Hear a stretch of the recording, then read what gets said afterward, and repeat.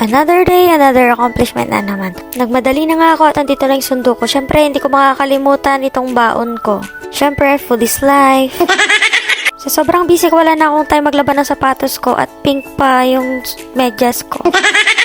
At nagmadali na nga kami dahil marami pa kami nga ayusin sa site. At sure na sure ako, meron na naman akong bibilhin sa hardware. Araw-araw na atat akong nagmumultitask. Sana all. At sa wakas at nakarating na din kami dito sa site. At dahil Boy Scout sila, nakaredy pa rin itong pangtabing nila kapag umulan. Nagsimula na nga din pala kami mag-layout dito sa fence ng gate. Preparation pa nga rin to para sa buhos namin ng slab. At nag-i-skim coat na din kami sa exterior para pumuti-puti na din. Parang bond paper. Pag-ikot ko nga ay nandito na pala sa kabila yung mga nagagawa ng railings. And for today's video ay nagtitik-tik na sila para sa mga tubo ng electrical. Dahil may deadline sila sa akin, kung hindi sila ang made-deadline. At nakita ko na nga naman si Jinko, masakit na daw yung mata niya sa welding. At dahil nailista ko na nga yung mga kailangan nila, ay mag-withdraw muna ako para makabili ako ng materyales. Mag-withdraw muna ako ng hindi ko pera.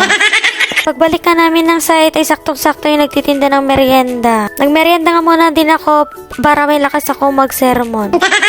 At pagkatapos kong magmerienda ay nag-ikot na muna ako para magtingin ng mali. Para sitahin sila at paluin ng hanger. Nana yarn? At tinutuloy na nga din ulit namin yung pag-i-skim coat dito sa harap.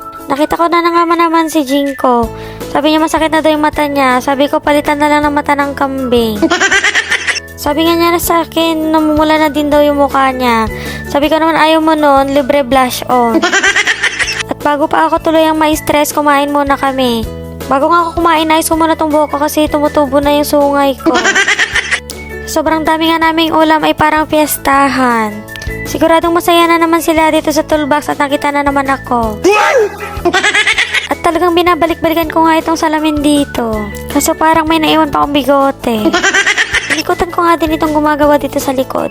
Titingnan ko kung paano na yung itsura. At nakita ko nga yung electrician dito. Naglalagay na siya ng mga tubo. At pagbalik ko nga dito sa kabila ay naghuhukay na sila. Sabi ko tignan nila at baka may mahukay silang ginto.